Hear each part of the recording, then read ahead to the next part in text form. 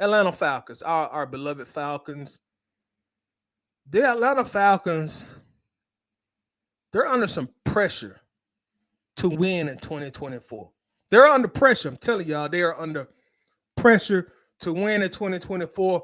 And I'm going to tell you like this. They're under pressure that I don't recall them being under for quite some time. There is a lot of pressure for this team to win this year. There's some pressure. As they say, pressure busts pipes. There's pressure for a multitude of different reasons, which we will discuss. Let's start off with the most recent NFL news, which was the NFL schedule being released. Y'all know football is popular when the NFL schedule release is an event. You know what I'm saying? It's an event. It's an event. You know, you have all these teams. They release the schedules at 8:00, and then it's like a I'm telling you, within the next couple of years, a few years, they're gonna give out a trophy to the social media team that does the best job around the league. But shout out to the Falcons social media team. They did a fantastic job, like they always did, like they always do. The San Diego Chargers did a good one too. I like the jab they threw at the Falcons on theirs. But the schedule will release. Now, I think to all of our surprise, they gave the Dirty Birds 4 nationally televised games and 2 Monday night games, if I remember right. Right? The last time we've been on TV, national TV for at least 4 times. 4 times. Who knows? They might flex as another game, depending on how we play. But you talking about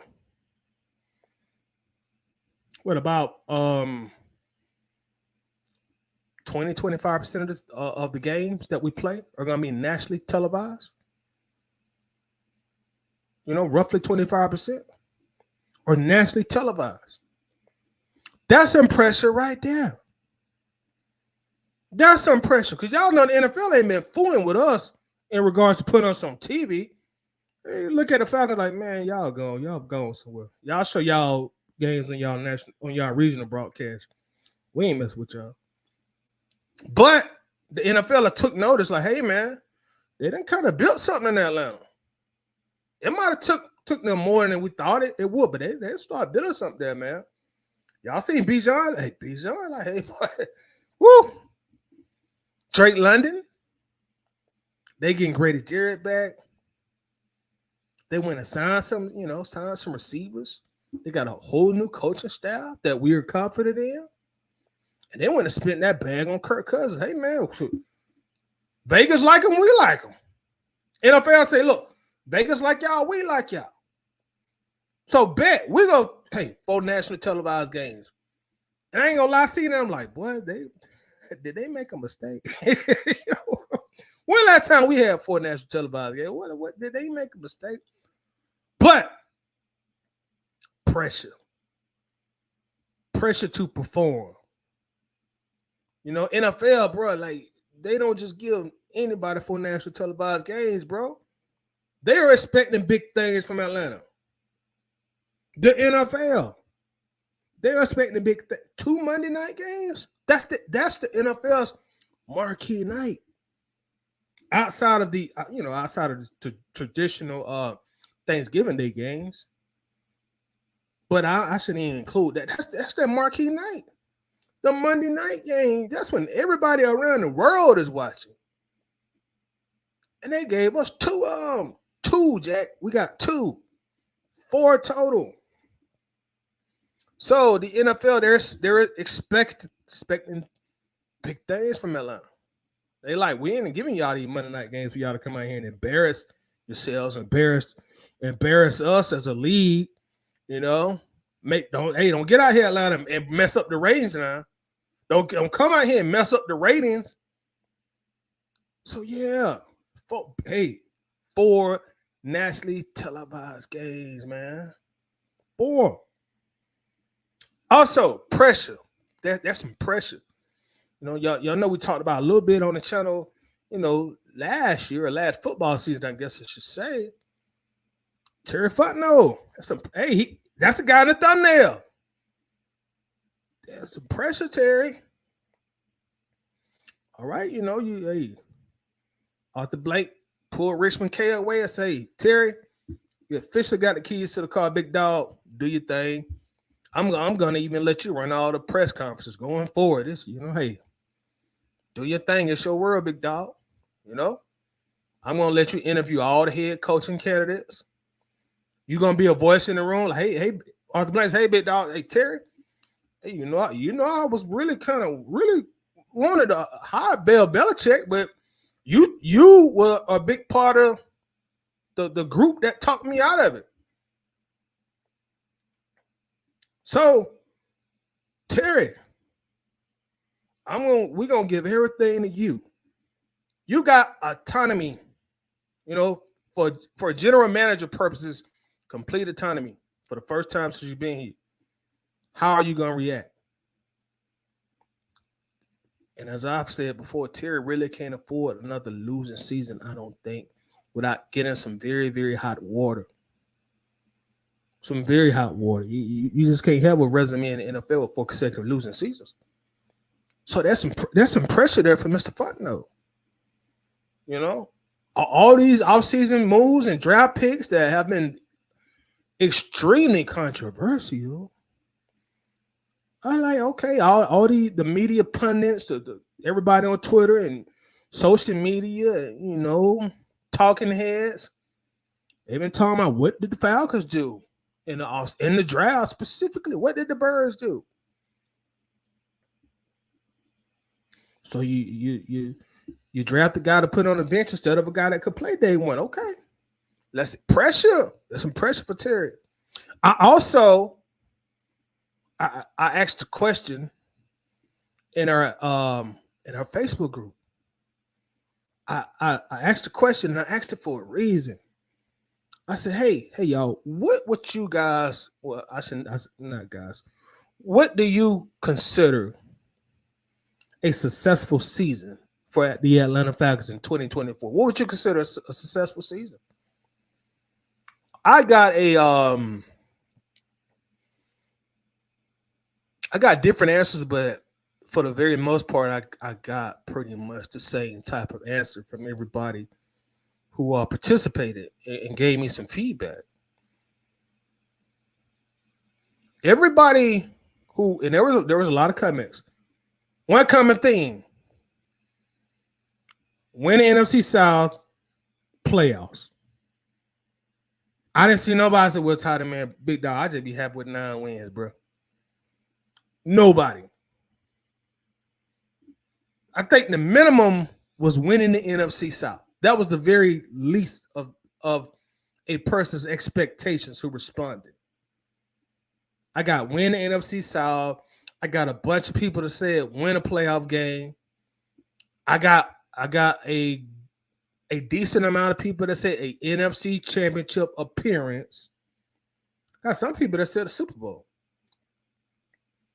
So even this own fan base, for the first time in some years, the expectations are raised.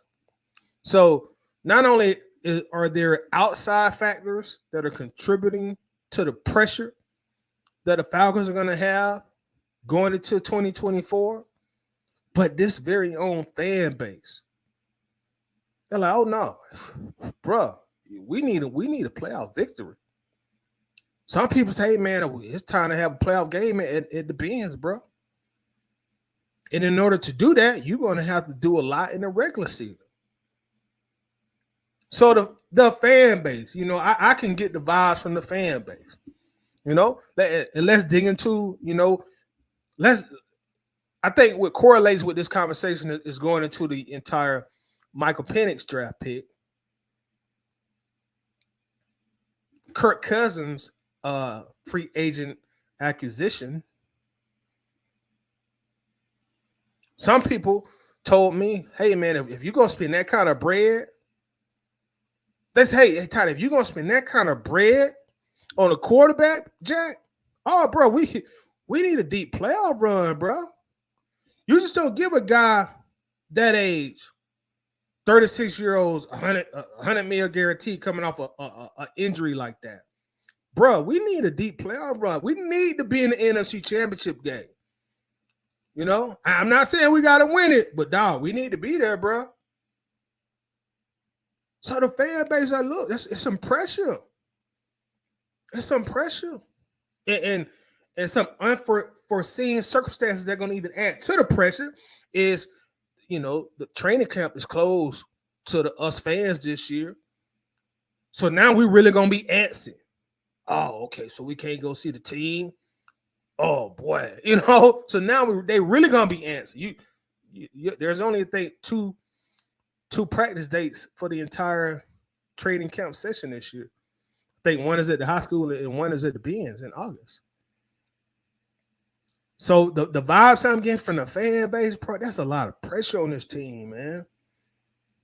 I hadn't seen these kind of expectations in a while. And like I said, the whole quarterback situation, you know, and personally, I like the Kirk Cousins thing.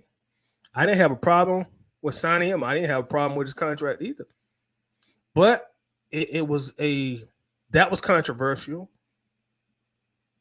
You know, everybody did not agree on that. So now, spending that kind of money, like, look, we ain't paying Kirk Cousins $100 million guarantee to come and win 8 games, dog. Like, Toddy, you might well get that out your brain, bro. We're not finna pay this dude $100 million guaranteed to win 8 games. No, we ain't doing it for 9 games, dog. They're gonna have to smell our cologne in the playoffs in order for me to look at that as a successful season. And you know what? I respect it. You know, so the fans are putting pressure on the team. People are expecting big things. And we're talking about the quarterback. Okay. Well, you signed Kirk Cousins. You know, you signed Kirk. And instead of maybe going to draft, you had the 8th draft pick. Maybe instead of going and draft a rookie wide receiver, hey man, you done spend all this money on the dude. You might well give him some weapons, and you can get him on a cheap rookie deal. So instead of getting him a wide receiver, you know, instead of maybe upgrading the offensive line in the first round, instead of maybe, hey man, let's get a cornerback. You know, you got the quarterback. Let's just build up the defense in the first round. Instead of going to get a pass rusher, they say, Toddy, they went and drafted another quarterback, bro. Toddy, let me see you go and get on your show and defend that BS. So that's also contributing to the pressure. The Falcons are now forced with the task to make that make sense.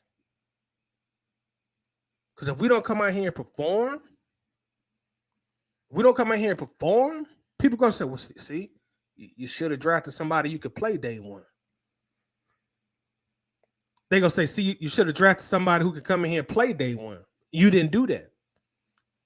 So that's another factor of it. And Michael Penix probably and hopefully won't even see the field more than garbage time as a rookie. But if this team don't come out here and perform now, fans are going to see this and look, I told you so. Same old Falcons. You go out there and you get this quarterback all this money, and then you go draft another quarterback to sit him on the bench. What sense did that make? So all these components are adding to an extreme lot of pressure.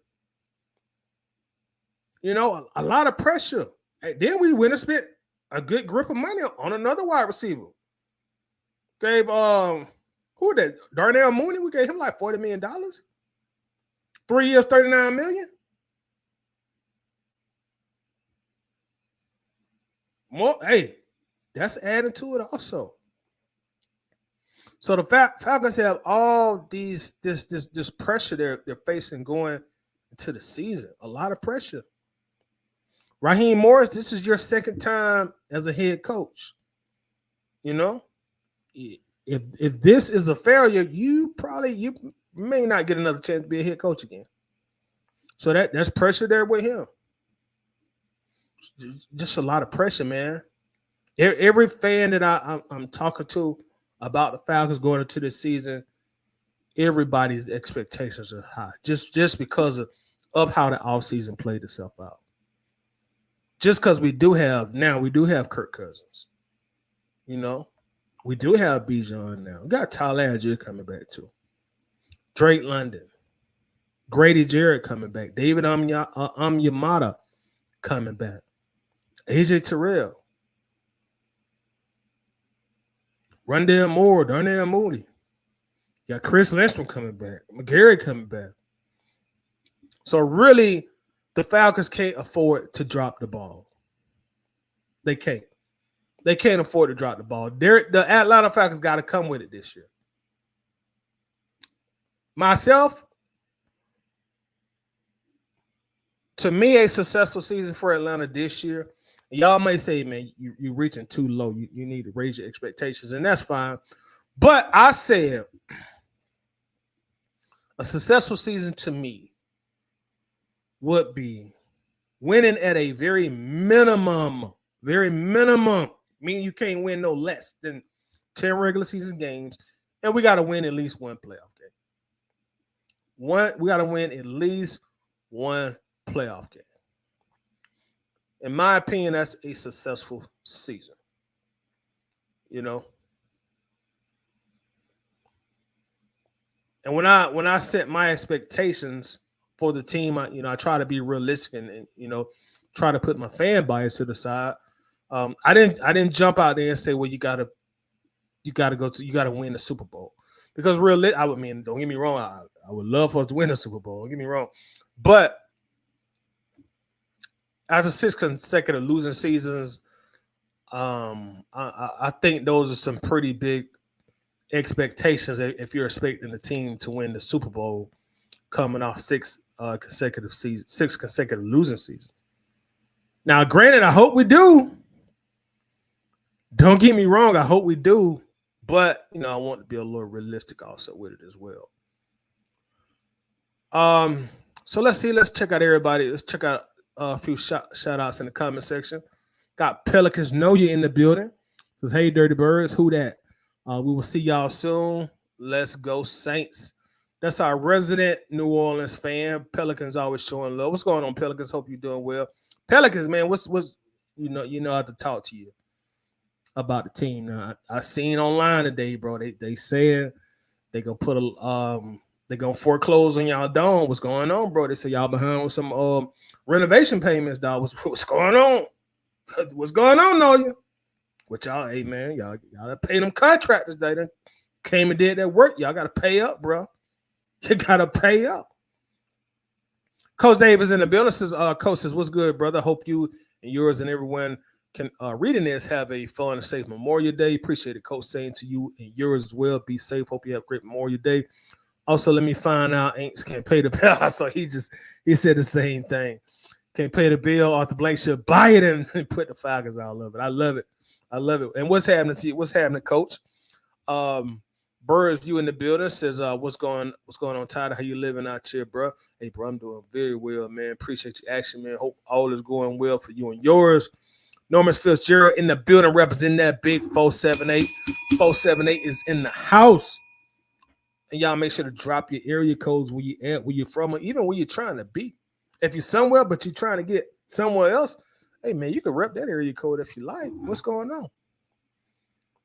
Mills in 1967. What's up, Mills? What's up, big dog? I'm ready for the season. Let's get it. Oh, man, you both. Me and you both. But I want y'all to tell me, like, those of you who are watching right now, those of you who may watch this later, make sure you comment. What kind of expectations do you have for this Atlanta Falcons team going into this upcoming season? You know, again, you spend a lot of money on a quarterback. Excuse me. We went and drafted another quarterback, spent money on the wide receivers.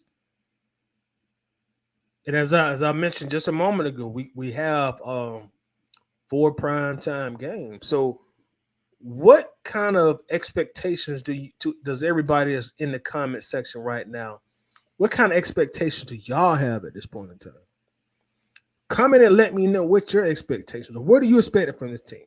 Or you saying, Todd, hey man, 11 wins, I'm good. Todd, we got to win one playoff game. We got to win the Super Bowl. You know, hey, if you feel like you just tired of Falcons not having a Super Bowl and you feel like it's Super Bowl or bust, let me know that also, please. Georgia, Texas boy in the building. What's up, Todd and Falcons fan? What's going on, Georgia, Texas boy? How you doing? What's going down? Keon Valley in the building. The younger cousin of Machiavelli. The Aints about to get evicted. Let's ring the bell for the Aints about to get evicted. They don't pay their damn bill. Pay your bill, Miss Gail Benson. How in the world you let information like that get out publicly for NFL team, you know, worth billions, or y'all, we assume y'all worth billions, you know, those are the Aints. Marina is in the building. Georgia, Texas, what city, bro? Okay. Hashtag Rise Up 512 in the bill. Texas was better. Shout out to the 512 in Texas. What's going on? Eric Parker is in the building as well. How we feeling, Eric? What's going down? A1 Forever is in the building also. Y'all make sure to check out A1 Forever here on the YouTube platform. If you're not already subscribed, make sure you do subscribe. Run up the comments, run up the likes, run up the shares. What's going on? Tip, how we feeling? How we doing, bro? But yeah, let me know what y'all think. What are your expectations? And once you tell me what your expectations are, tell me why. Or tell me, like I say, hey man, a minimum of 10 wins minimum. That's the very minimum. I can't accept no less than 10 and one playoff victory. One playoff victory. I hope we get more, but like I said, I'm trying to be realistic. I understand we're coming out 6 consecutive losing seasons, so I'm trying to be realistic and unbiased when I put this out here. So a minimum of 10 wins.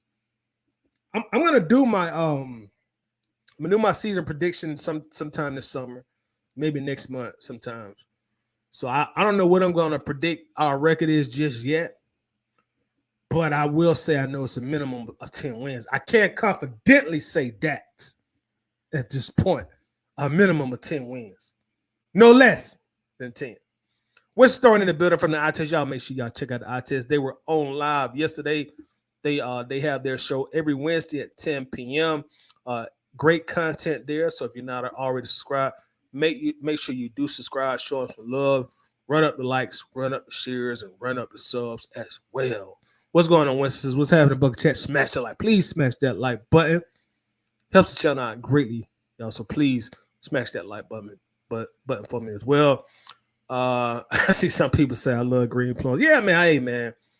Every time this year, bro, I'm hitting up somebody's farmer's market. I'm stopping on the side of the road. Hey, I'm so old school with it, bro. If I'm on the highway, and I'm riding in my car and I see a plum tree, I'm stopping, dog. I'm stopping it. There's no doubt about it. I'm gonna stop. I'm about to go in that tree and get my thing on. You know what I'm saying? I'm like some real deal country boy, man. Real deal. Ray Ellison in the building. What's going on, Ray? How you doing? What's popping? Todd says, I see 6 wins. Oh, Todd, don't hurt my feelings like that, man. Only 6, Todd? Come on, bro. I mean, you got to give us more than 6. Why so low, Todd? What's up, Zay in the bag? Says, what it do? Zay says, if y'all going to Philly Monday night, holler at me. I'm in there. What month is that Philly game? If it ain't cold, Zay, I may have to step up in there. What month is the Philly game? Anything past like Philadelphia, it get pretty cold. Anything past like November, I can't do it. Okay. I can't do it. It'd be a little too cold for me at that point in time. What's up, Wallace? How we doing? Wallace says, I think a successful season for us would be winning our division and making the playoffs and taking it from there. I can dig it. I definitely can dig it. Georgia Texas boy says playoffs. 330 says I test in the building. Great show last night. Was a great show last night. I actually listened to the show last night. Excellent show last night, as usual. Wallace says, I think Kirk was the right move, and we really got a good deal on Kirk's contract compared to what the market is for a quarterback. Yeah, I agree with you, man. I agree, but not everybody feels that way, and that's to be expected because that is that's a significant amount of money for a quarterback coming off of injuries. I mean, so I do understand it, although I do think it was a good move for us because at this point, man, we were at a point we just had to get a quarterback that is proven that can run this system that we're going to run through wide receiver set Zach Robinson's system. So I'm good with it. I read something a couple days ago that said Tua, Miami's quarterback Tua. I'm not finna even blunder over his last name, so I'm just gonna say Tua. I know my limits, when it comes to certain. Y'all know I tell y'all all the time. I got a Middle Georgia accent, Middle Georgia dialect. You know what I mean? So Tua, Miami's quarterback, and also Trevor Lawrence. They're both expected to exceed $50+ million a year on their next deals. We got Kurt at 45. I think Kurt right now is number 9 for the highest paid quarterback in the NFL on a per year average basis. He's at about 45 million right now. So when those two guys sign, he's going to drop down to like 11. So I'm cool with that. I feel like we're paying him for what he's worth on the market. I'm just hoping that he does stay healthy. And if he does stay healthy, which I expect him to do, and Kurt is already out there jogging. Kurt said just the other day, if the Super Bowl was today, I'm playing. Ring the bell for that. So, I'm cool with it, man. I just really felt like we had to get an established quarterback in here, So I'm cool with it. And hopefully Kirk Cousins will come out here and ball out this world, and prove his worth with the contract also. So, we're going to hope for the best. Definitely going to hope for the best. Georgia Texas says Kirk Cousins was the best move. Just what if Penix wasn't there? Also, who was better than Kirk Cousins? I'll wait. Terry and Raheem ain't playing around. They both know what's at stake. Yep, pressure. Georgia Texas boy, that's some of the pressure that I'm talking about too. Some of that pressure. Like, they know what's at stake. Especially Terry Fontenot. And I'm not trying to say that if we have a losing season, Terry will be fired. Now, depending on how bad, let me knock on wood. Depending on how bad the losing season is, he could get fired. Like Todd don't predict the 6 wins. If we don't win but 6 games this year, Terry Fontenot is out of here. Y'all can mark me down for that. Put it on the calendar. Take it to Vegas. If the Falcons only win 6 games this year, Terry Fontenot is out of here. And depending on how long and how much Raheem Morris signed for, he might get out of here. He might be out of here too. Only 6 wins. That's absolutely positively unacceptable. Terry Fontenot definitely is out of here with only 6 wins. But yeah, it depends on how bad we lose. But yeah, there's some pressure on Terry. There's some pressure on Raheem too. Y'all gotta make your unconventional move or your unconventional draft pick in Penix. It has to make sense, meaning that this team has to be good enough without your first rounder seeing the field to win a lot of games and get into the playoffs. If not, you're going to be questioned thoroughly. They're already questioned thoroughly now. A lot of the chatter has subsided since the draft. Had a good amount of time has passed by, but people still talking about that now. So that's going to be a thing. You're going to have to show your fan base, show the critics, show the rest of the league, in fact, hey, man, our team good enough now. We can still go out here and contend in the playoffs right now. And we got our guy in the future. So there's a lot of storylines this year, for the Falcons. A lot of storylines. 330 says, I agree a lot of pressure, but that is also major motivation mentality for all concerned. I do agree with you on that. Demetrius in the building. What's going on, Demetrius? How you doing, bro? Appreciate you coming through. Jeremy Dupree is in the building. What's going on, Jeremy? How you feeling tonight, bro? What's popping? What's that? Ain't money looking funny now? Yeah, man. That's wild. That is definitely wild. Jaylana 81. Y'all pardon me if I'm starting to stutter over some of the things I'm saying. Y'all see I ain't got my glasses on. So stuff I'm reading a little bit blurry. But it says the NFL definitely seemed like they trust us at least to start off the season with 3 national TV games within our first 5 games. Let's ring the bell for that. Absolutely right. And like I say, hey man, that contributes to that pressure, bro. We cannot come out here and lay an egg. We can't do it. We got to go out here. We got to show like, man, they put us. They're marketing us to the rest of the viewing audience for a reason. We're a good team this year. We're a great team this year, and we can't wait to prove it. So there's a lot on the line this year. A lot on the line. West Thornton would say he represents that 804 in the building. Shout out to Virginia. Big Virginia energy is in the building. Shout out to the 804. Shout out to the 804. But yeah, guys, like I said, there's going to be pressure on this team to win this year. Pressure on this team to perform. Kirk Cousins coming off an injury. He's saying a lot of the right things. But hey, even you going to be there's going to be some pressure on our quarterback too. You got to come out here and you got to show like, look, I'm not washed up. Yeah, I'm 36 years old. I'm coming off an injury, but look, I got a lot of football, good football, great football left in me. He's going to have to prove that. So there's a lot of things at play right now, y'all. There's a lot of things at play. I would love to see this team start the season off on a winning streak. I think we're probably going to have our or at least on paper. You really never know until the season starts. You start playing in games. But on paper, our toughest games seem like they're going to be those first 5 games that somebody mentioned right at the top of the schedule. You got Pittsburgh coming in for week 1. Pardon my French, but notoriously they kick our asses. I don't know the last time we beat Pittsburgh. I think Roddy was here the last time we beat Pittsburgh because I think he had a pretty good game that game. But you got Pittsburgh coming in. You got Pep. You got my homeboy coming to the A. Oh, I would love to win that game, man.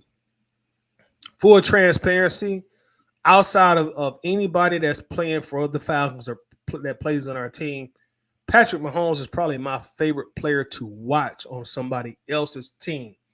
Don't get it twisted. I'm not saying that's my favorite player. That's the man Titus said he like Patrick Mahomes, man. He like it. Anybody on his team. I'm not saying that. Outside of our team, that's probably my favorite player to watch play football outside of anybody that plays for the Falcons. So that's a good litmus test for this team, playing against the 2-time defending world champions. And I don't have a schedule right in front of me, but I think they come to Atlanta. So that's really going to be a game, to be at. God willing, I'll make that game and go to that game because, that's how I like watching Patrick Mahomes play. Have not yet seen him in person. So I'm going to try my best to be in the house that game. And that's a game that I really want us to win. In fact, that's a game I want us to blow them out. I want us to make a statement and blow them out that game. Just make a statement to the league early like, hey, Atlanta bad. Atlanta bad. We back in business. So these first 5 games, man, they're really going to say a lot. You're going to play the NFC South. That's always a tough division, some tough games because, the teams are familiar with each other. They're in division, rivalry games. So Tampa's going to come out and they're going to play us tough. The Aints going to come out. They're going to play us tough. Tampa Bay, Carolina, they're going to do the same thing also. But, if we can get through our division and only lose and I might be being a little unrealistic here, but maybe lose only one of those games. Even better if we can sweep, the NFC South. We send Purdy, man. We'll send Purdy, and I know I said we got to. I want us to win at least one playoff game, but and I'm saying this of course before the season starts, but I feel confident about this team. This is the most confidence I've had for any Falcons team since the 2016-2017 era. You know, this is the most confident I've been about a team. Actually, since 2017. The 2016 team surprised me. I knew we'd be good, but I didn't think we'd be that good. 2017, I knew we'd be a good team coming off the 2016 season. My concern with the 2017 team was how would they respond and could they respond from what happened in Houston during that Super Bowl. For the most part, they responded fairly well. That team was really like a play here, a play there from possibly going back to the Super Bowl. We lost to the eventual Super Bowl champions, the Philadelphia Eagles. What was the score in that game, y'all? 12-15, I think, something like that. And we were on the road. It was real. I remember it was cold that day and the wind was blowing a lot. But I think the score was 12-15. We are a Keanu O'Neal tip interception away from winning that game. Better play calling the last drive when we was pretty much at the goal line for winning that game. But I knew that 2017 team would be good. But again, I was just concerned about their mental mind state after such a tough Super Bowl loss. And now being honest, or I guess transparent might be a better word. I really knew after 2017, after the Philly game, I knew it was over. I knew that era of Falcons football was over. And people, who've been following me for a while, y'all probably can dig back in time and say, well, that is around the time that your opinion on certain players changed. Because of 2017, I knew it was over. I knew the brotherhood was officially dead. It was over. Our door was closed. I knew it. I could see it. And after, you lose the Super Bowl in that fashion, then you lose that divisional playoff game in Philadelphia in that fashion. The mentality and the spirit of that team was officially broken. And from that point forward, it was a big struggle for Atlanta. Losing season after losing season after losing season. But I felt like that was going to happen based on what was going on, based on our best players getting older. Also at that time, Julio was still a dog, but you could kind of tell the jet was starting to slow down a little bit. He started to slow down a little bit. Matt Ryan came and had an exceptional season in 2018, that very next year. But after that, Matt started to decline very, very rapidly. 2018 was the last great season of Matt Ryan's career.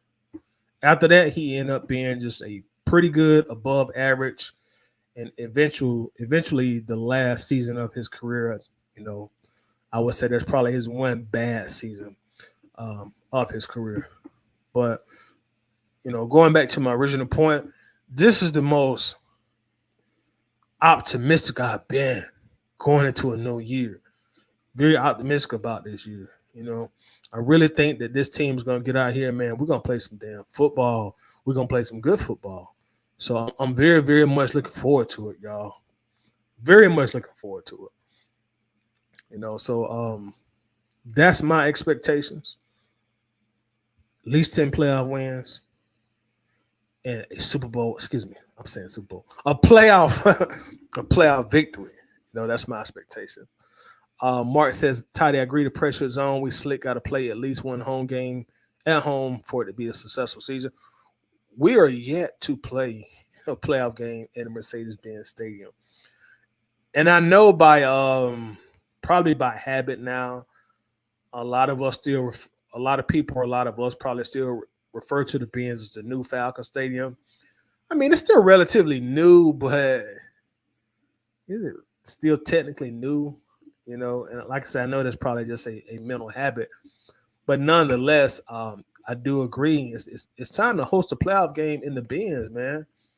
You know, thankfully I was able to go to the last playoff game in the dome, and you know I won't bore y'all with telling that story about the Packer game again, the last playoff game in the Benz, but um, just going to some Falcons playoff games, it ain't been a lot because we hadn't hosted a lot at home, but the energy is just it's different, man. Like when those announcers they be well, this is playoff atmosphere. When I was younger, you know, I really didn't understand what they meant. Like, man, it's a football game. What are you talking about, playoff atmosphere?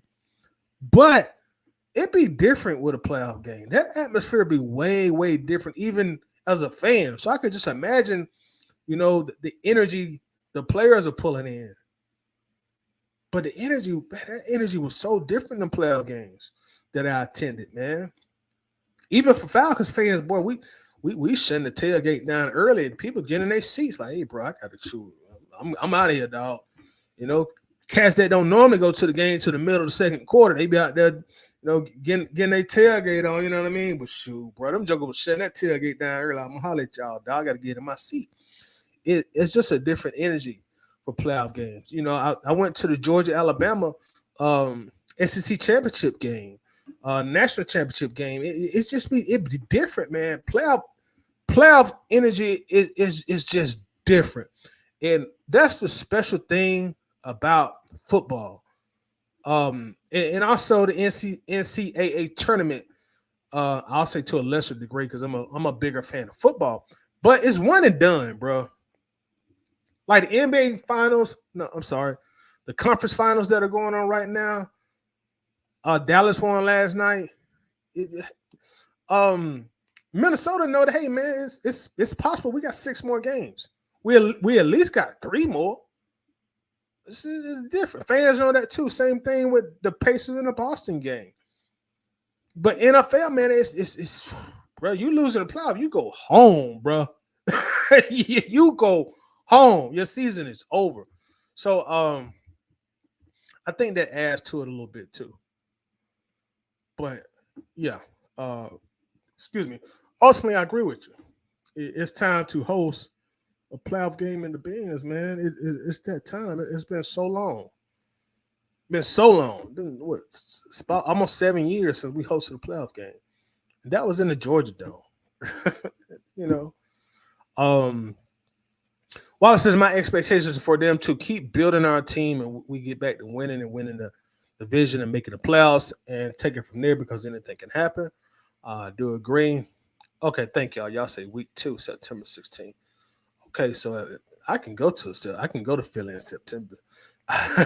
So Zay in the bag, I may have to get at you on for that because I never been to Philadelphia Stadium. I never been to Philadelphia, period, at all. So you know that would be a pretty cool experience for me, I think. Wallace is tied the second of the season on the Monday night. I hadn't even been over here to go over the schedule either, so I might pull up the schedule and we go over it real quick. Demetrius said we're making the playoffs. I definitely hope so. Certainly hope so. Jordan Texas boy says, to be honest, in my opinion, our first 5 games of playoffs atmosphere, I like it. I think you're right also. Winston says 11-6 division winner and at least a playoff win. I like that too. I like that too. Demetrius, my predictions we're going 12-5 or 13-4. What's up, Antonio? How you doing? T. Terry says Kirk Cousins look like the old quarterback on any given Sunday. I don't think I've ever seen that movie. I'm not a big movie person. I don't think I've. Is that the one with Denzel Washington in it? Any given Sunday? If that's the one with Denzel Washington in it, I seen probably about 60% of that movie. If that's the movie you're talking about. But yeah, I'm terrible when it comes to movies, man. I don't watch a lot of movies. Micah Michael Penix is Willie B. Are you talking about the gorilla Willie B? But that's probably somebody in the movie. Because when you say Willie B, I'm thinking of Zoo Atlanta. Anytime I see the name Willie B, I'm thinking of Zoo Atlanta. One of the biggest legends to ever come out of Atlanta is Willie B. Those of you who are old enough to know that's one of the biggest legends to ever come out of Atlanta. I remember us going, and a lot of y'all who were around my age group, a little younger, a little older. I'm sure y'all did it too, because he was so legendary. But I remember taking field trips to the Atlanta Zoo damn near every year, and you going because you're going to see wild animals. But shoot, Willie B was a star of the zoo, bro. You know, you knew you was at Willie B's exhibit or his enclosure, because sadly they had him. Willie B didn't get to go outside until later in his life, very much later in his life. But he spent most of his life in pretty much like in a confined jail cell. That's condition they had him in. But anyway, getting back to what I'm saying is like Willie B was a celebrity, man. When you go to the zoo, you already knew it was gonna be like hundreds of people gathered around Willie B's enclosure looking at Willie B.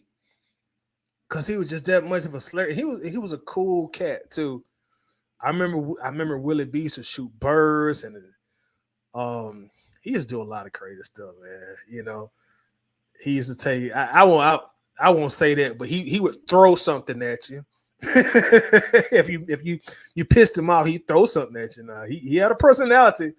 I remember his zookeeper. They used to give him like bubble gum. I remember him eating bubble gum a lot. He get that bubble gum, put it in his mouth, and he just started chewing it. It was just a lot of fun memories of Willie B. Sometimes, like, I guess if they piss him off, there'd be sometimes you go there, he just sit there and watch his TV like we're not even there. Like, I ain't mess with y'all today. But it's just when you say Willie B, that's the first thing that pop in my mind, pop in my head is the legendary Willie B. I think his son, Willie B. Jr., now is at the Atlanta Zoo. I have not been to the Atlanta Zoo in decades. I think I've only seen his son once, and his son lives outside now. I need to go to the zoo soon. Let me give y'all a story. Like I'm into wild animals. Like a lot of times, I'll sit here and I'll watch like National Geographic, stuff on wild animals. I'm one of them kind of wild animal type nerds. But I used to always like going to the zoo. Obviously, I still got vivid memories of going to the zoo. We used to go to the zoo outside of school too, because I was just into animals. But I remember I went to the Soul Circus. I had took this girl there. Oh, she was so fine too. But anyway, I took this girl there on a date, right, to the Soul Circus, and they put on a hell of a show. But I remember toward the end, they had the elephants out there, and they was like, "Hey, if you want to come, you want to come take some pictures and see the elephants up close, you can pay this, and you can come down there. You can take some pictures with the elephants." Like I said, I with this girl, she was fine too. So I'm trying to impress her, right? I'm trying to impress her, I'm trying to get another date. So I'm like, shoot, you want to go take pictures? Go down there and check out the elephant. She's like, oh yeah, let's go take some pictures. So we mosey on down there on the stage. I think you had to pay him like $25, $35 to take 2 pictures. Hustle. But anyway, we waiting in line, right, to get our pictures taken. So I'm sitting down there like, yeah, I'm in there. She having a good time, right? So we finally get up there to the part to take pictures. And I come like almost face to face with the elephant. And that was the first time in my life I've been that close to a wild animal who could kill you if they wanted to. You know what I'm saying? And I remember I locked eyes with the elephant. I caught his eyes, he caught my eye. And when I caught his eyes, it was like I could tell he had this look like he didn't have anything to live for anymore. Like there was no, almost like the soul had left his body. Like he was just a a character, which technically he was, but I could just see all the sorrow and hurt in his eyes. You know, they say you can see a person's soul through the eyes, and that applies to animals too. I could just read everything in his face when I locked eyes with him. And I immediately knew at that point that that came from being a zoo animal. I don't know how they treat them. I don't know how they treat those animals at that soul circus, whatever. But I could tell that it had took its toll on that elephant mentally. You know, it was like he was just soulless. I could see all the sorrow and the hurt, and his spirit was broke. First time I seen an animal had a spirit broke, and it did something to me from that point forward. You know, I was a young cat at the time. I probably, how old was I? Maybe like 26, 27, something like somewhere around there. I haven't been back to the zoo or any kind of animal exhibit since then, because I was like, man, I got to stop supporting that. And I like wild animals, you know. I'm still in that, like I said, I'm still that kind of person. I'll sit up there and I'll watch it on YouTube or whatever, but that did something to me. You know, I was like, man, I gotta stop supporting this, because I always loved going to the zoo, man. When I was in my after school and whatever, after I got out of school, shoot, man, it wasn't there for me to hit the zoo. You know what I'm saying? Like, bro, I'm about to go to the zoo, big dog. Well, man, I go on my own all the time. But that's my off-topic story. My off-topic story. Let's get back to football, y'all. My bad, but that's my elephant story, man. That's my elephant story. Let me get caught back up here. T. Terry says tired of their treating Coach Morris and Terry Fontenot like it's the '60s with MLK and John Lewis. Morris is MLK. He got to get us to the mountaintop, or we rising up. So there's some historical data from T. Terry. Demetrius said we should have won that game against Philly. Yeah, we should have, man. That was another of the long list of disappointing losses in Falcons history. Lisa in the building. What's going on, Lisa? How you doing? So that play called in Philly did us in 3 straight plays. Julio in the end zone. Everyone knew it. Yeah. And I think we like you say, we kept throwing the ball, and if memory serves me correctly, I think Tevin Coleman got us down there, and we take him out of the game. It's the most typical Falcon thing in the world. And the first 2 plays, I mean, they were not good plays that I recall that we called. I think we were at the 4-yard line, and just typical Falcons being the Falcons. 3 dirty. So 16 and 17 was the beginning of where we are now. Maybe we can come out the fall. Yeah, I agree. I definitely agree. Because that was our window. 15, 16, 17. That was we had a 3-year winner to win the Super Bowl. 15, 16, 17. 15 was probably, you could say, well, Todd, you being premature when you say 15. But if y'all remember, I think we came out and won like the first 5 or 6 games like that. But anyway, I just think that was our 3-year window. 15, 16, 17. You know, we know how 16 and 17 finished. And I think 15 we finished 8-8. Lisa said I'm excited to see the 2024 Falcons. Lisa says we have a losing record in the Benz. Time to turn that around. Yeah, that is so disappointing. You know, you got an all-time losing record at your stadium. That's so disappointing. So disappointing. Lisa says the Packer game Packer game. The closeout of the dome was epic. Yeah, it was. Oh man, that feeling, man, we will never forget it. Absolutely. That was, man. At least me, you, and Steve. We've all talked about that for years. There was just one of the games you just had to be there. You just had to be there. I remember hearing the stadium move. Well, not hearing, but I remember feeling the stadium moving, and that was the first time I had ever experienced that. I'm a Falcon fan, so and like we had a reputation of being the rowdiest fan base or doing a lot of winning to cause a lot of ruckus. So when that dome started moving, I was like, "What the fuck?" You know what I'm saying? What the? And man, that was such a good, man. The vibe in there was it was special. And I just remember walking in there, and I just knew. I'm saying but I feel like all of us fans knew we were gonna win. We just had this arrogance about us, like, bro, y'all are not finna come in our crib and beat us, Seattle or Green Bay. Y'all, it's not gonna happen, But that was a magical period for Atlanta, and it's just so unfortunate that we didn't finish the deal. We didn't finish the deal. We came so close, but won't dwell on what happened in Houston. We've done that quite enough.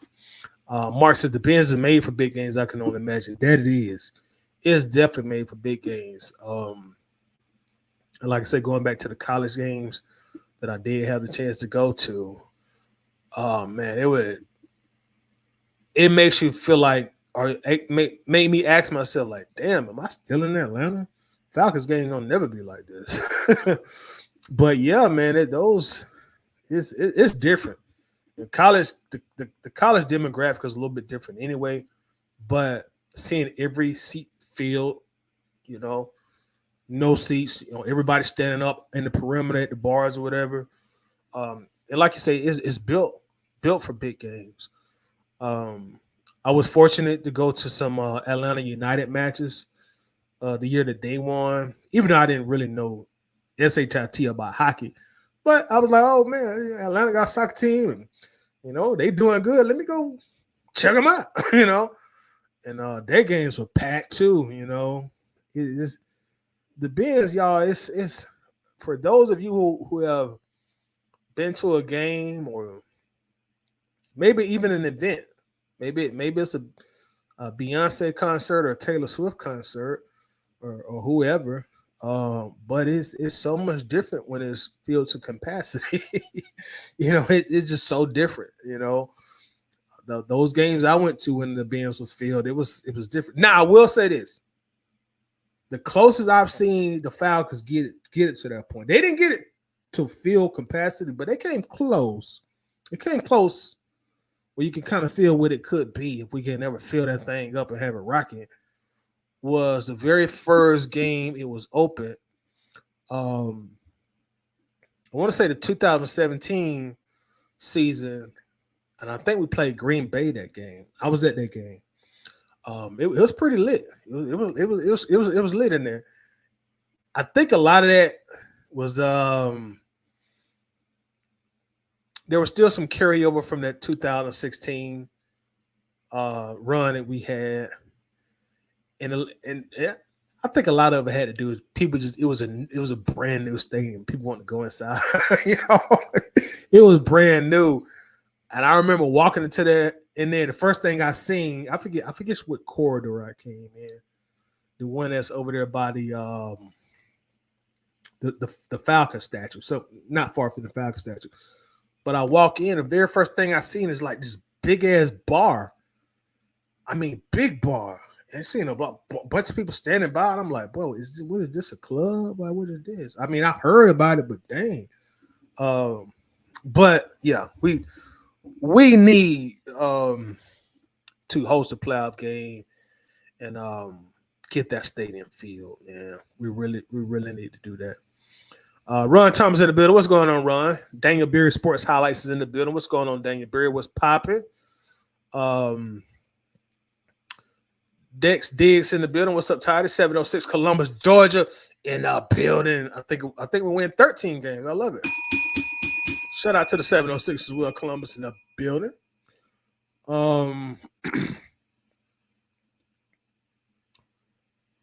Swats Atlanta Forces, hey, that McDonald's at the zoo. I don't even, well, no, I do remember that. That food was high at the zoo. I do remember that. I know when we used to go for elementary, we used to have them little peanut butter jelly sandwiches and them little bag of chips that they give us to eat. And I think a banana or an apple or something. Y'all know how it is in elementary. But yeah, you're right. If you buying that food at the zoo, bruh, you gonna spend like $8 for a Big Mac. I might need to I don't know, maybe I need to go back to the zoo soon.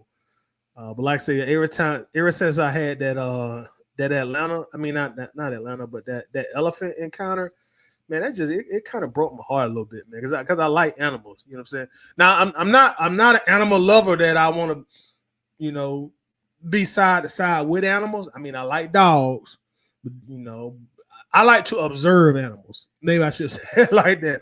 I like to watch their behavior patterns and how they live life and things like that. But I don't like to be out in the wilderness with animals. I don't like that. I gotta be tripping. ATL Georgia Faithful in a bit. What's going on, ATL Georgia Faithful? Y'all make sure to check out my guy ATL Georgia Faithful on YouTube. Also, if you're not already subscribed, please make sure to subscribe to my guy. Check him out also. Show him a bunch of love. Does some great content. Jay Lana 81 says I went to a game when we beat the Rams in 2004 playoffs. The Don was rocking that night. Vic was quarterback. Oh yeah. Those Vic playoff games now they used to get lit too. Well, the Vic games were always lit by themselves because he brought a lot of energy and excitement just being Michael Vick, and the playoffs just amplified that. So yeah, you are in fact correct about that. I still will say the 2006, those two playoff games at home, those were just on a total different spectrum. And I think a lot of that has to do with the fact that we knew the Dome was closing, we knew they were about to tear it down. This is going to be the last time. The Seattle game, that Seattle game, we didn't think we'd be back. That was supposed to be the last game, the Seattle game. So everybody showed up and showed out. Like I said, people closing on the tailgate early. Like people who used to regularly go to the Georgia Dome, y'all knew that's why we used to always be a late arriving crowd, because the tailgate used to be so lit. People at the Goats, people at Mitchell and Magnum. Man, you got there. It's a big party. So people be like, man, I'll wait till the second quarter going to the game. But Seattle game was the first time I was like, man, why they shut down the tailgates early and everybody wanted to get in their seat for kickoff. First time I seen that happen for Atlanta was that Seattle game. Everybody wanted to be in their seats. Everybody was shutting the tailgate down. Like, man, I'm about to go to the game, dog. Shoot, I'm gonna get in my seat. Go buy me a beer and sit down. Carlos Wiggins in the building. What's going on, Carlos? Says tardy to the party was being held hostage. I hope that was a good thing for you, bro. Mari says, man, United games be wild. AF 90 minutes of straight vibes. Yeah, especially for a fan. That even though I don't know like all the rules of hockey, I guess I probably need to learn. But I will say I haven't been to a United game in a few years now, but to me, and I love the Falcons, y'all obviously know that, but bang for your buck in regards to a fan experience, I always used to say it was the Atlanta United games. I mean, inflation different now, so I don't know what the prices is for the United games, but I remember I used to sit in the what's that section called for the crazy fans? Maybe crazy ain't the right word, but for the crazy fans in the Atlanta United matches, I forget what it's called, but it's that section where they be making all that noise, and if you're watching them, they got all them big ass flags flying. Man, I saw in that section one time for like $80. Bought 2 tickets for like $150, $155, $160. The supporter section. Thank you, Lisa. Yeah, You used to could sit down there for a little bit under $100. Try that at a Falcons game. Like I said, I don't know what with the inflation now. This was before, all this inflation and all this COVID stuff was coming in. But man, that's why I say it was more bang for your buck, because you could get to the United game for $25 and get a good seat. And them soccer games just be all about like fan interaction. They start doing them chants, it'd be so lit. I always enjoyed them games. I always enjoyed them quite a bit. ATL enjoyed the faithful to the game when Vic first came back as the Eagle was lit too. Crazy game we won in the fourth quarter. I remember that game. I did not actually attend that game, but I did remember watching it on TV. I can just imagine though how that was inside the game. I'm sure I know, you still had a lot of people who felt a certain loyalty to Michael Vick. And then there were some people like, man, F Vic, we Ryan who we got right now, Matt Ryan. So I can only imagine. Lil Shiesty in the middle. What's up, Lil Shiesty? Says, back to the playoffs this year. I hope so. I certainly hope so, man. Like I said, it's going to be a lot of pressure. But I think we're going to respond, man. I just got a good feeling about this team this year. I got a good feeling about this team. Like I said, I haven't been this optimistic about the team in quite some time. I feel like we got a real good team, y'all. I really do. I feel like we got a real good team. I'm interested to see what they're going to do for pass rusher and for cornerback too. I don't know. Maybe Clark Phillips is going to be the guy. I'm guessing that Calais Campbell will be announcing his retirement soon, or either that or he's already told the Falcons he won't come back with them because they issued somebody number 93. I forgot who it was. And when I saw them issue that number to somebody, I said, okay, well, Calais then told them something. Either I'm retiring or I'm not coming back to play with y'all. He's probably gonna retire. But Arnold Ebiketie, AK 47, and Zach Harrison. I'm assuming those are going to be our starting pass rushers. And I feel like if we can get a combined total of 14 sacks between those two players, Ebiketie and Zach Harrison, if they can together give us 14 sacks, whether that be 7 apiece, or somebody get 10 and somebody else get 4, but as long as they can give us 17 as a unit, we good. We will be a top 12 defense if they can bring us 14 sacks, because we're going to get some more sacks from elsewhere around the defense. Big Grady back, Amyamata, they're going to hold down that interior. Then we got those rookies that, we got in the draft. But we do need those pass rushers to give us at least 14 combined. Even if somebody get 12 and the other person get 2, that's fine. But we need at least 14. And I'm confident we will have at least a top 12 defense in 2024 if we can get those two players to give us a total of 14 sacks. Offense, I'm very confident about. I'm more confident about the offense than I am from the defense.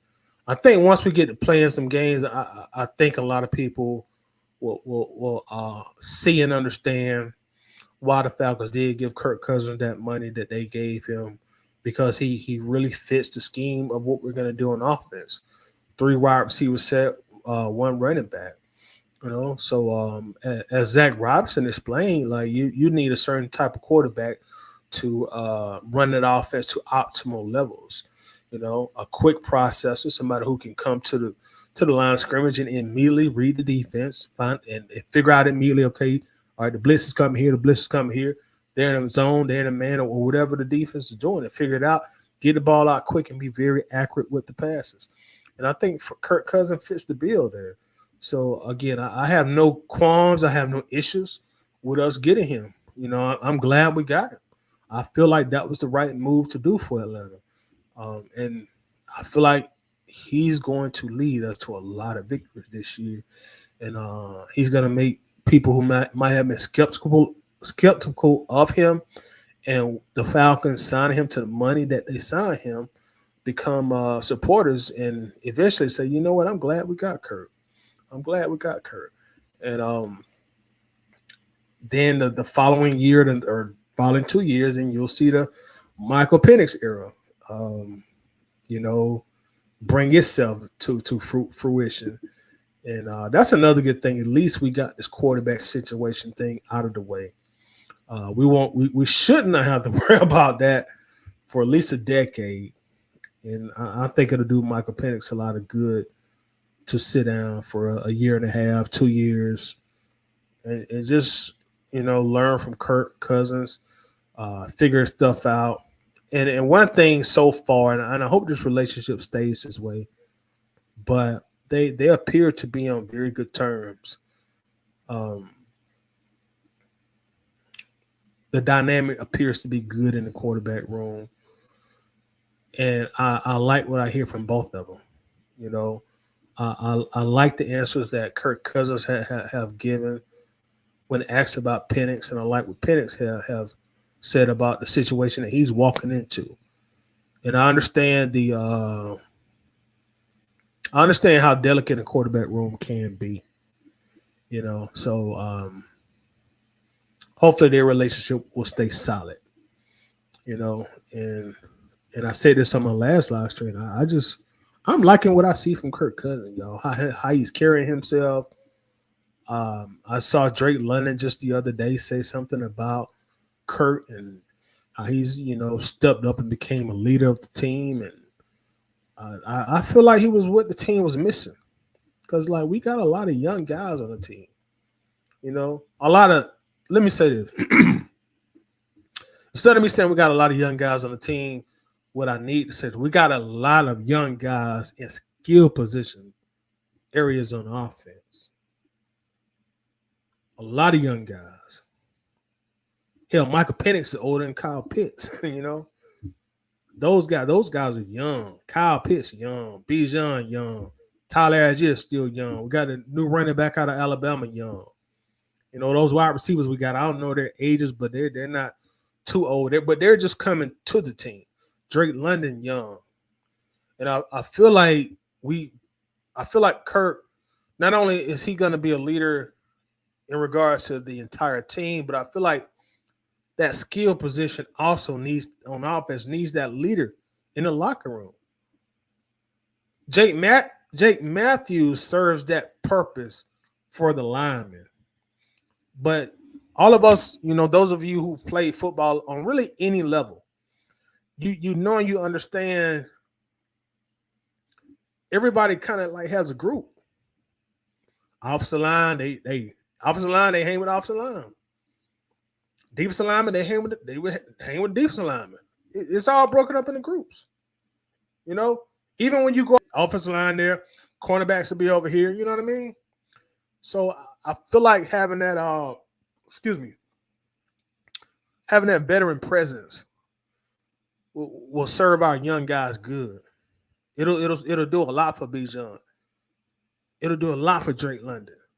You know, do a lot for Tyler Algier. Gonna do a whole lot for Kyle Pitts. So I'm really looking forward to this team getting on the field in 2024 and see what they're gonna do. I'm so ready for it. I'm looking forward to it. I'm excited about it. I can't wait. What are we in? May, June, July? Only 3 months. It's summertime. That time gonna go by in no time. That's right, Wallace. Wallace is Street. Kentavious Street is wearing number 93. That's right. So I'm assuming Calais won't be back. Wallace says, yeah, Todd, it's very rare that you be optimistic about our teams. You're right, Wallace. You're right. Cause you know when I feel like we bad, I'm gonna come say, man, boy, we ain't winning that this year, bro. We be lucky to win eight games, you know. And now when we good, or if I feel like we great, I'm gonna tell you that too. So all season, Wallace, I'm gonna be, hey, bro, y'all ain't gonna beat up with us. Y'all ain't gonna beat up my Falcons this year, bro. We about to whip some ass this year. So I'm very optimistic about the team. Very optimistic about the team, man. I feel like we are going to be a real good team. And when the playoffs get here, boy, we're gonna be a tough out. But like I said, it's important It's important that we get them 14 sacks from the edges, though. That's going to be an important component for making that. In order for that defense to be what we need them to be, in order to be a reliable defense, we're going to need them 14 sacks from the edge. So, again, Big Zach, AK, we're going to need y'all, man. We're going to need y'all. Bud Dupree, he signed the Chargers. I think Bud Dupree signed the Chargers. Again, I don't think Calais is coming back, so y'all got to step up and fill the void. You know, we're going to need y'all to put pressure on that quarterback and put them quarterbacks on the ground. That's going to be very, very important. Because we can't have like an offense ranked 7th or 8th in the league and the defense go back down to being ranked 25th or 26th in the league. We already know we know how that story plays out. That's what we've seen 85% of the Matt Ryan era, in the Julio Jones era. Offense ranked top 2, top 3, top 4, top 6 in the league, and the defense ranked 26, 27, 28. We can't do that again. And I don't think we're going to do that again. I think we got enough talent spread across that defense. But, again, we need them 14 sacks. Cornerback 2, QB, CB2, whoever that's going to be, I guess we'll know sooner than later. Need you to step up. They end up being Clark Phillips or whoever. I know they signed with about 3 cornerbacks this offseason. So somebody has to step up and fill that void. Our linebackers, I'm confident in the linebackers. I like Kane Ellis a lot. I like y'all know I like Nate, dog. You know, Nate Lamont, that's my boy, that's my dog. I like Nate Lamont. Then you got Trey Anderson coming back also. And speaking of pass rush, hey, they may put Trey on the outside. It just depends. I don't know. I don't know what the defense coordinator gonna do. You know, good problem to have. Good problem to have. So yeah, I'm looking forward to this year. Looking very much forward to this year. Tony Holloway said, don't forget our D-line coach helped Khalil Mack and Joey Bosa. Good point. You're right about that. Lee says, will Cousins get any preseason snaps or will they all go to Penix?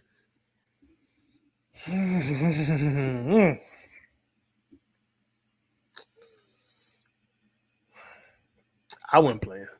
I wouldn't play him. I wouldn't put him out there. I feel like this is year 13, I think, for Kirk.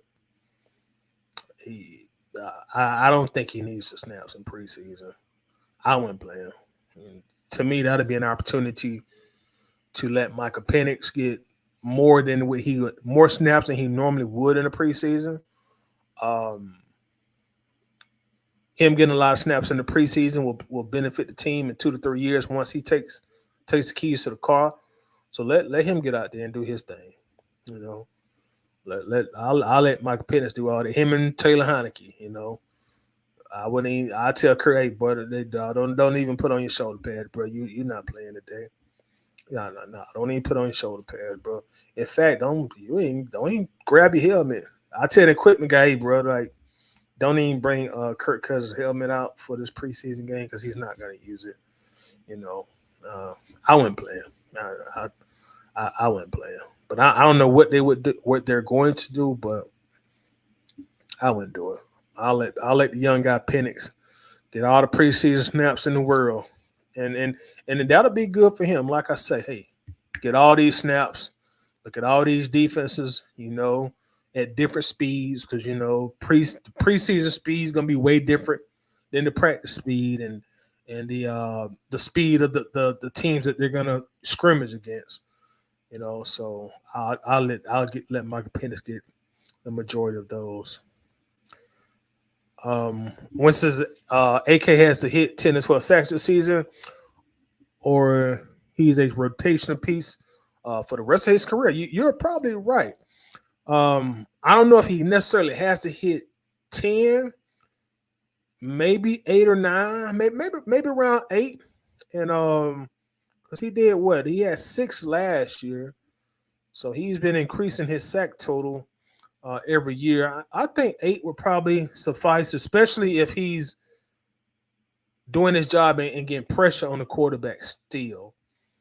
But 10 would really lock him in as somebody a team feel like they can lean on, and it'll definitely make a difference in the amount of zeros that he would get on his contract extension.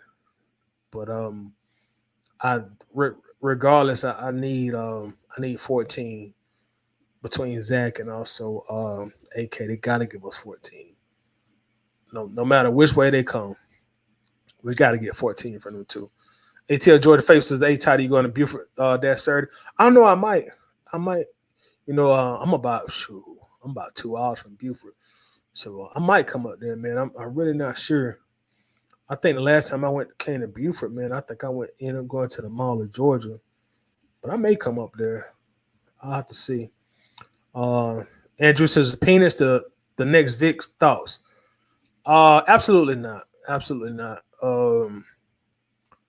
Penix and Vic's playing style are really night and day.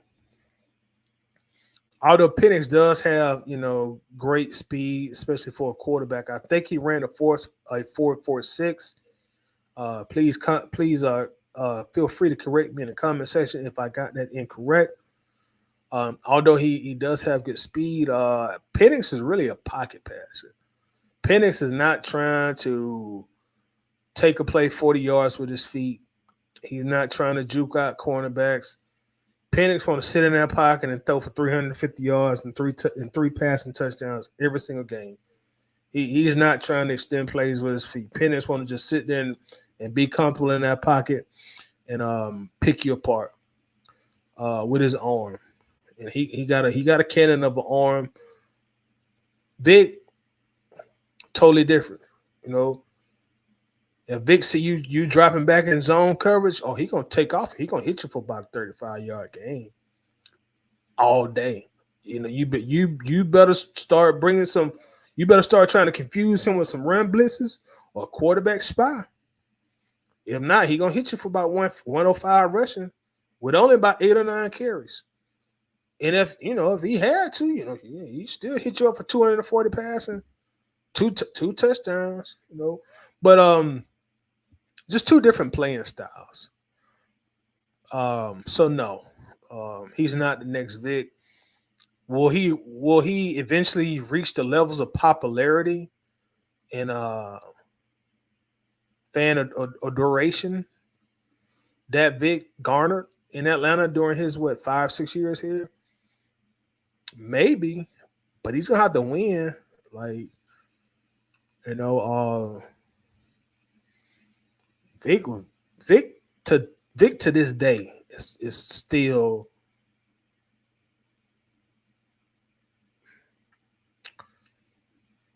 he's still the most popular Falcon to this day. As far as popularity and name brand recognition, he's still the most popular one. So in order to take that crown away from Vic of being the most popular Falcon, like you got to win because I don't think he's gonna be as exciting as Vic was unless he's winning. And when I say as exciting as Vic was, just on natural raw abilities,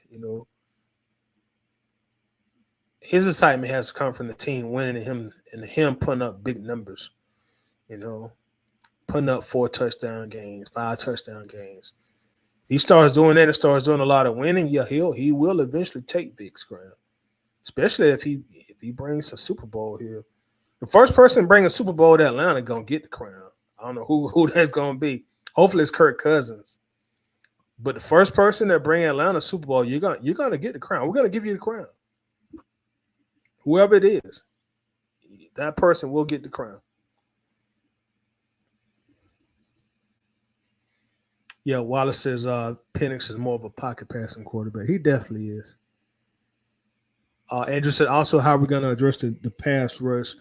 I spoke on Zach Harrison and also AK, and I know the team is hoping that those rookies that they drafted also will come in here and give them some good snaps and give them some good playing time as well. And I think they're gonna also try to develop a lot of pressure coming up the middle too. With some of those rookies, a Ruru. Hope I said his name right. Lisa, correct. Lisa, you're gonna have to help me out with that name until I figure it out. And Trice and Grady and Amimata. You know, when they were all playing together before Grady got hurt, they were doing a pretty good job pressuring the quarterback. They really were.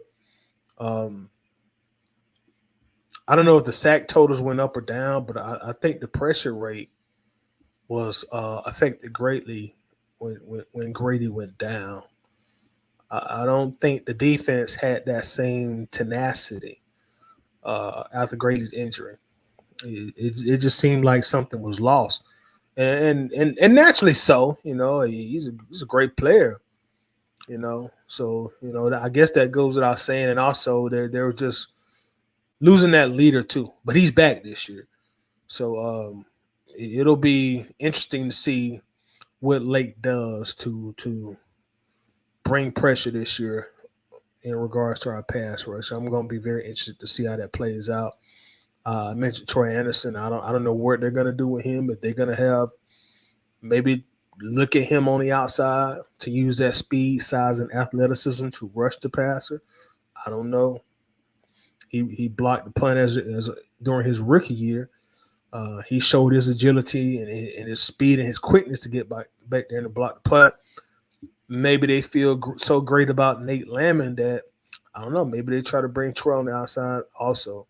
So I'm really not sure. That's going to be something that we're going to have to look at once they start training camp and, get a little bit closer to the regular season. But that's going to be key. That's going to be very, very, very, very key. Very key.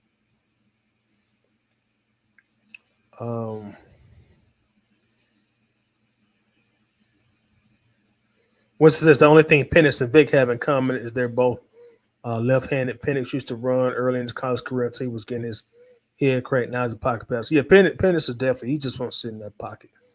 Penix is not trying he's not trying to be Vic. He ain't trying to be Cam Newton or Josh Allen. Penix just want to throw the football. He just want to sit back there in that pocket and throw the football. Whereas Vic did not mind taking off and running on you. And he did it very well. Very well. Toddy just called him Rook. Okay, that's it. Appreciate it. Appreciate it. Hey, y'all, it's been so real, man. My time is about up. Been here over an hour and a half. Good conversation. In closing, it's a lot of pressure on this team, man. There's a lot of pressure. There's a lot of expectations. And most importantly, I really don't feel – well, I ain't going to say I don't feel like – I know nobody's going to get a Falcons any excuses. Not even their own fan base. Not even their own fan base. So the Falcons are in a no excuse zone. The NFL is saying, okay, we're gonna F with y'all again in Atlanta. We ain't been effing with y'all since y'all pulled that 28-3 on us in the Super Bowl. Even though the NFL probably like that. Tom Brady got no Super Bowl. But anyway, NFL said, y'all know we ain't been really messing with y'all. Y'all been losing. You don't fill up your stadium. Arthur Blank went spent $2 billion. Arthur Blank and taxpayer. But y'all spent $2 billion on the new stadium, and you don't nobody go watch y'all play. You keep losing. You ain't got no quarterback. But they mess with us. So the NFL, pressure by the league, pressure by the fans, pressure by the local media, who's been very critical of the offseason moves. So it's going to be a lot of pressure. I'm very interested to see how this thing plays itself out. Definitely want to thank everybody for coming through, watching the live. I want to thank everybody who watches just on the replay. Hey, y'all do your dog a big favor. Before you check out of here, make sure you do hit the like button if you haven't hit the like button already. And those of you that watch this on the replay, make sure you hit the like button. Also, what's today? Thursday? What's today? Wednesday? What's today? Thursday? Y'all, I'm going to try to do a Waffle House tomorrow. I'm not going to say I am. Got to see if I got to babysit tomorrow night. But if I don't have to babysit tomorrow night, I'm trying to bring the Waffle House back and chop it up. So y'all just stay tuned. If find out that I ain't got to babysit tomorrow night, then I'll put up a post on YouTube letting you know the Waffle House will be back. But I'm going to try to make it happen. If not, I'll try to check in sometime on Saturday or Sunday, Monday at the very latest. Hey, peace and love. I'm out of here. Bye.